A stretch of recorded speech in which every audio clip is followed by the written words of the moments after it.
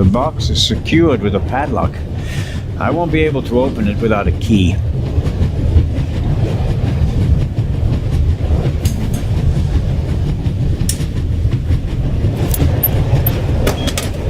That's it.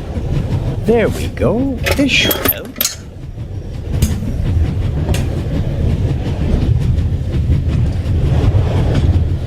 In the wind is really no place to be reading the newspaper. I'd better go back inside.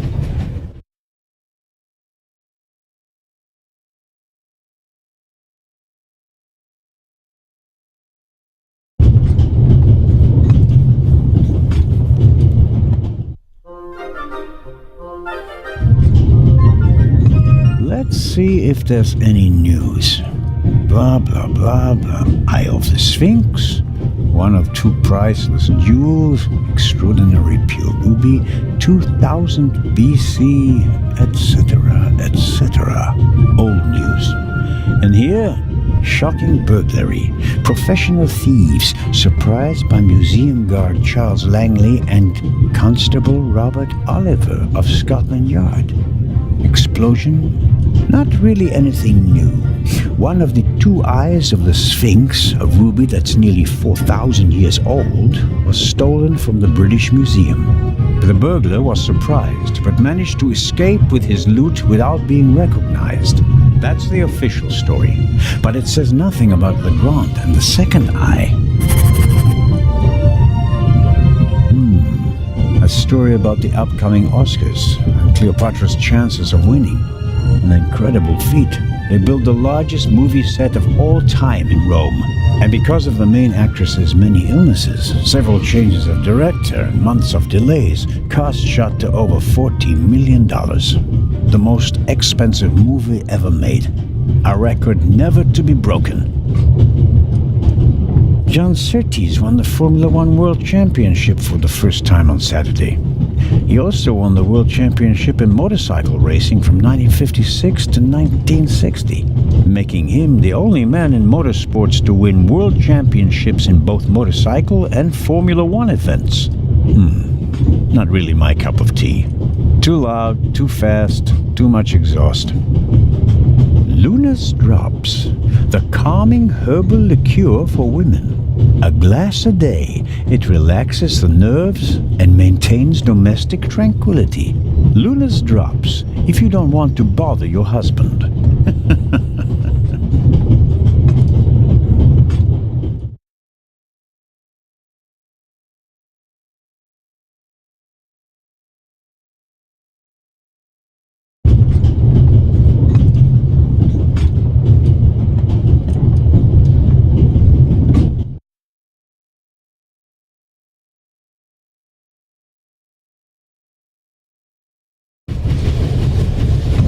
I strongly suspect that the door is locked. No, it's open.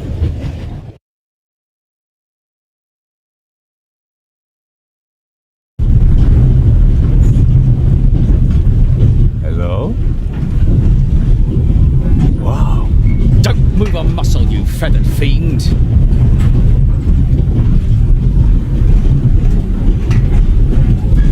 Put the gun down, Robert. If I may introduce Constable Robert Oliver from the Yard. This is the revered Constable Zell of the Swiss police, who obviously couldn't control his curiosity. Then I was right. You really do want to lure someone into a trap. That's none of your business.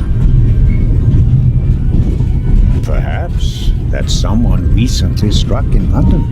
And how would I bait my trap then? With an eye? An eye on its way from Zurich to Cairo. Someone has done his homework. Well done, Constable. I hope you'll acknowledge that I, as a Swiss policeman, can undertake investigations in my own country. Are we still in Switzerland? I could be your eyes on the train as long as you're here in the freight car. Oh, really? There is a certain Professor Lucien the train. He's an archaeologist from London. And what's his story? Well, it seems someone locked him out of his compartment. Locked him out. Well, yes. The door is locked and he's standing outside without a key. Was it locked from inside? It may have been.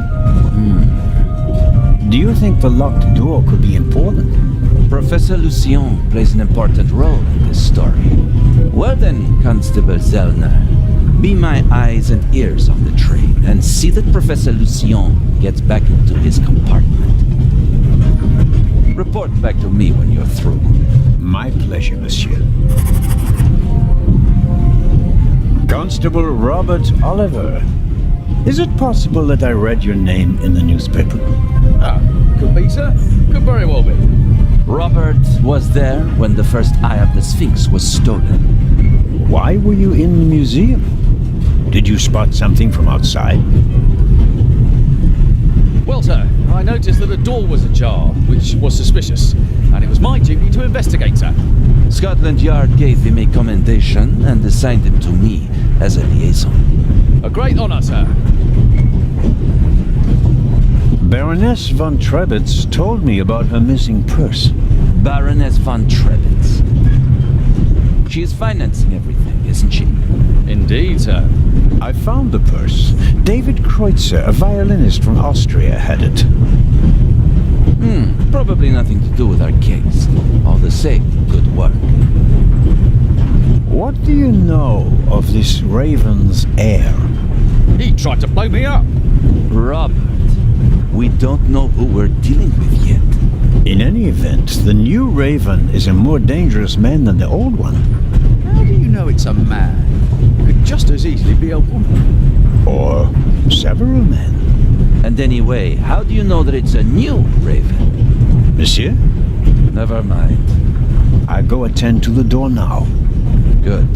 And, Constable Zellner, Yes? don't bother us unless you have something new to report. Of course. A thief might get anxious if there's too much activity in the freight car. Exactement. Knock twice. Then we'll know that it's you. Understood.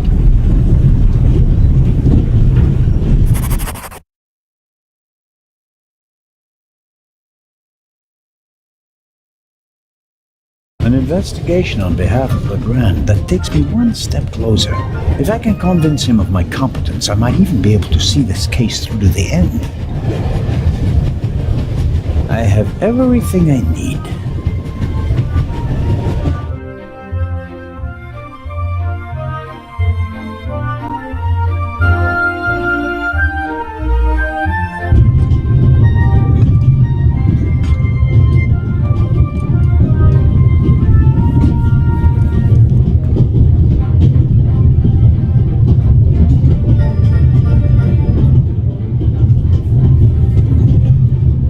Mrs. Miller? Yes? Thank you for your hairpin, Mrs. Miller. It really got me out of a jam. Oh, really? That's good to hear. And thank you for bringing it back to me. Not everybody would have. I'm a Swiss policeman, madam. I couldn't do otherwise even if I tried. Goodbye, Mrs. Miller. Goodbye, Constable.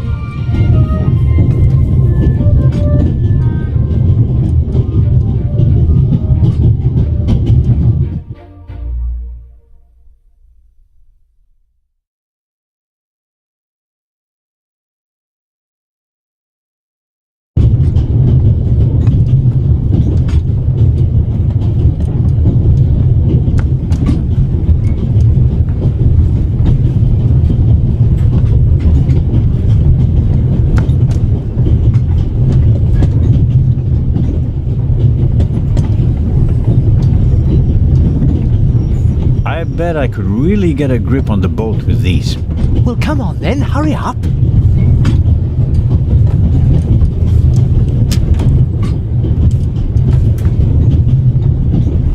Hello? I barely left the window ajar.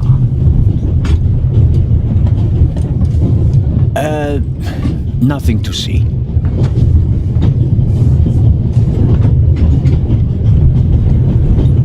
Ah, Are you okay? yes. Fine. Do you have any idea why the door was locked? I don't know. Or maybe the constant vibrations caused the lock to lock itself. You can't possibly believe that. Well, then what's your theory? The conductor could have locked it from the outside.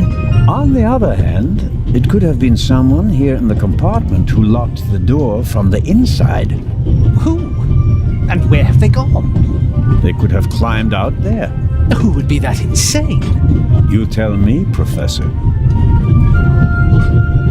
So, what are you hiding in your bag? What do you have that would be worth stealing? No, nothing. No valuables? Certainly not. Not on my salary. It was enough for a first-class compartment on a luxury train. That's my business. You're playing a dangerous game, Professor Lucien. I believe you and the inspector do know each other. Well, what makes you think that? It seems like the two of you are running a haulage company specializing in safes. I won't comment on that. It's a matter of international importance. Tell me, Professor, would you happen to have a key in your briefcase? And if so, would it still happen to be there? Then all would be as it should. That's what we hope, at least. All the same, it would have been a simple matter for a thief to make an impression of it. Right, Professor? Oh. And the break-in? It wasn't an issue for you? Even though you're the head of the department where it occurred? All right. The burglary was most upsetting. And shocking. And I didn't know what to do, okay? And you couldn't just tell me that.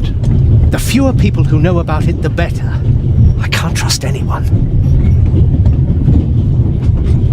You're not only going to Venice, are you? Could it be that your journey will continue? All the way to Egypt, perhaps? I'm on your side. But the more you lie to me, the more difficult you make my job. I'd like to look around a bit. Of course.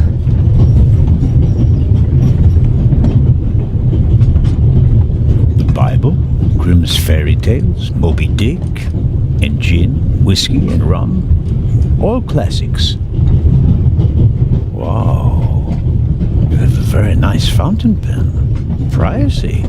If you'd managed to decode hieroglyphics that boggled the best minds of the last 3,000 years, you'd have received a gift like that as well. I really wonder what the professor is hiding from me. But I can't just rifle through the luggage of innocent citizens. This is the 60s. No, nothing interesting.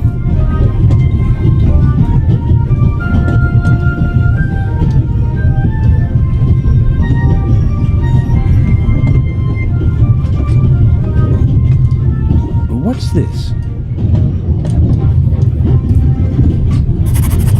What do you have there? It's a button. From a suit or a uniform, I guess. The burglar might have lost it. Maybe. Or maybe not. If I notice anyone with a missing button on his jacket, I'll ask him about it. But I wouldn't get my hopes up. If there was a burglar, he climbed out the window and jumped off the train. Assuming there really was someone in the compartment, and he climbed out the window, where's he gone?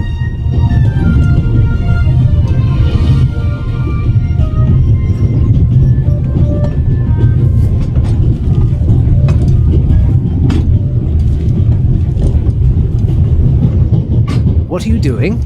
I'm trying to make what I suspect are fingerprints visible. And? Found anything? Unfortunately, no. There are only a couple of fingerprints on the window. It was probably cleaned before departure, but the prints I can see look like glove marks. Well, wouldn't you expect that? What professional burglar wouldn't wear gloves? It was worth a try. I can only make out faint traces. Whoever was in this compartment was wearing gloves. Goodbye, Professor. Goodbye.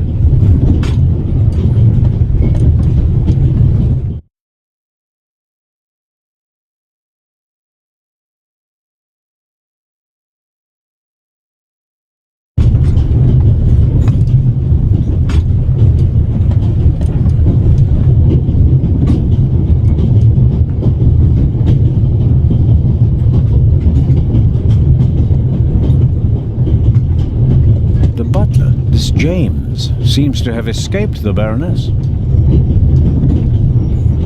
Good day to you, sir. Can I be of any assistance, sir? I wanted to ask you a few questions. Where did you and the Baroness board the train? In Paris, sir.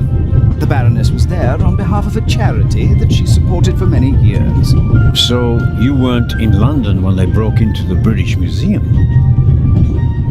We may have been, actually. We left for Dover bright and early the morning after the burglary. But it was in Paris when we first heard of it. The morning paper in London didn't mention the unfortunate event, sir. And just 2 days later, you're on a train bound for Switzerland. The Baroness certainly gets around. Indeed, sir. We are practically always on the go. What can you tell me about the Baroness? Nothing, sir. A butler does not tattle.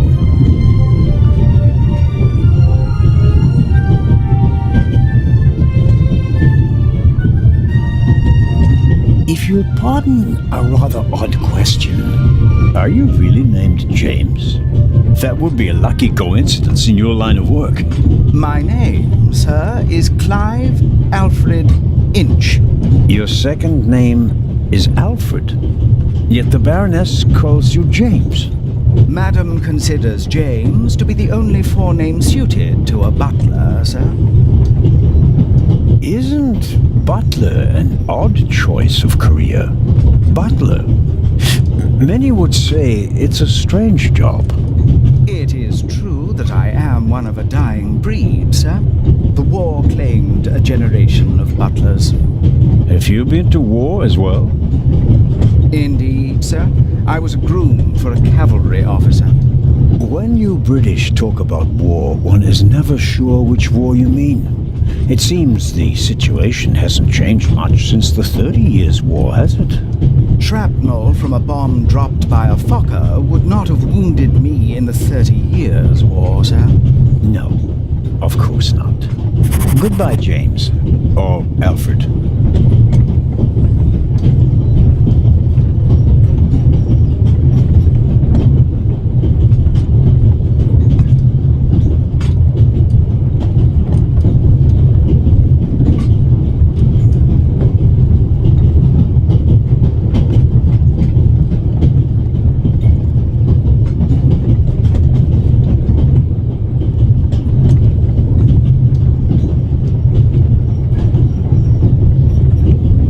I don't think he can tell me anything more of interest.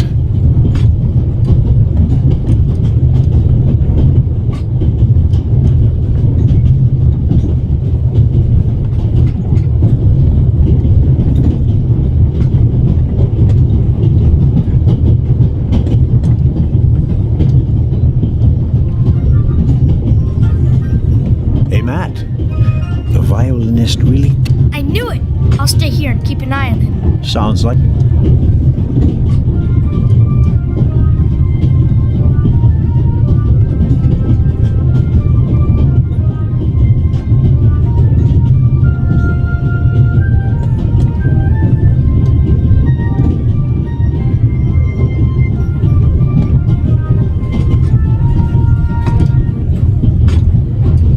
I don't think the Baroness has any more information for me. And she's not the most pleasant conversationalist either.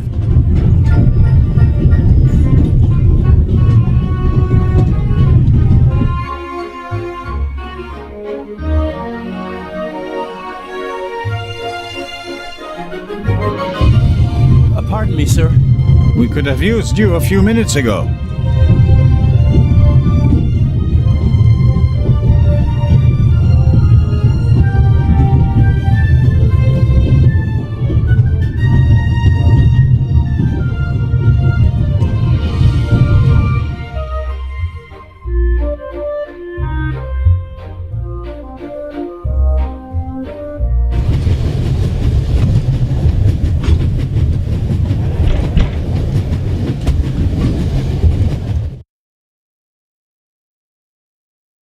Inspector Legrand? Anything to report? I got Professor Lucien into his compartment using a pair of pliers. Did you notice anything inside the compartment? The window was open. Someone could have climbed out. And the professor? Acted suspiciously. He rummaged around in his leather bag. And? He seemed to have found what he was searching for. Good. Good work. Now, perhaps you could give me some information. All right. We should... What? The light's gone out. Flashlights!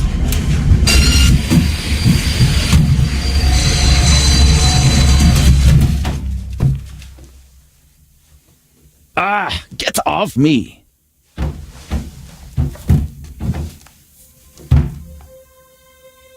There, sir. An envelope.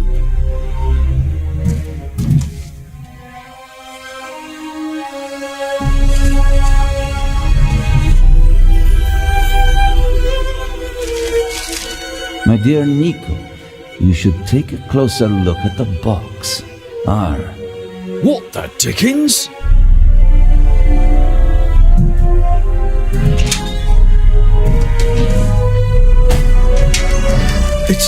It's a... Away with it! Take cover!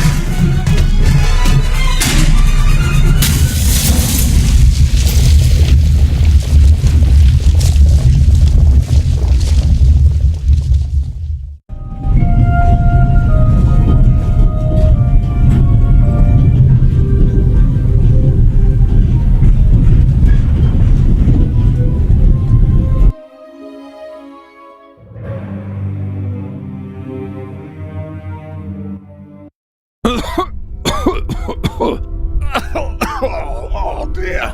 Oh. Is everyone all right? Are you hurt?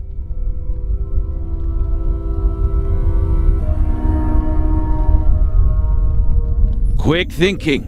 Well done, Zellner.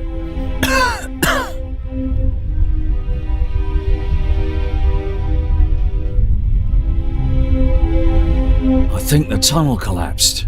Then he's trapped. Hurry, we have to lock the second exit. Sir, there's a fire up ahead. The engine's burning. It's a distraction. Hurry, block the exit. But sir... The fire will consume all the oxygen. He's right, Inspector. A fire in a narrow tunnel is extremely dangerous. Merde. Go to the front of the train, find the engineer, and tell him to move the train out of the tunnel. Yes, sir. Are you ready?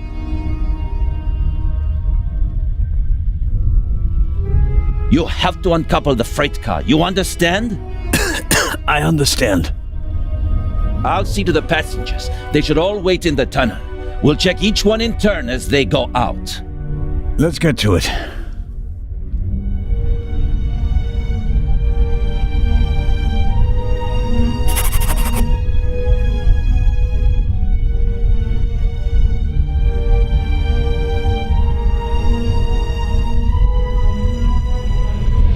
Whiskey, scotch, rum, liqueurs, enough to entertain everyone on the train all the way from Paris to Istanbul.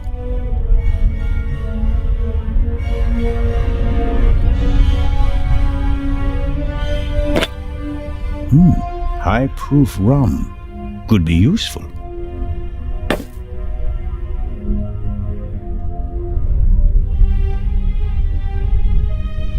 My God, what a fire! I hope Constable Oliver can at least reach the engine.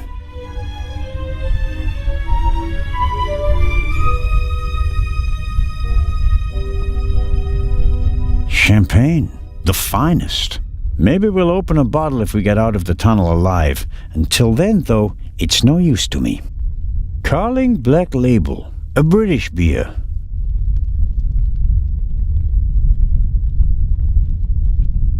No good. Insufficient alcohol content. For practical purposes, I mean, not for drinking. A lot was damaged by the sudden stop, but the bowl was thick enough to survive the fall. Rum from Austria. Believe it or not, it's 80% alcohol by volume. There's no way anyone would drink it straight.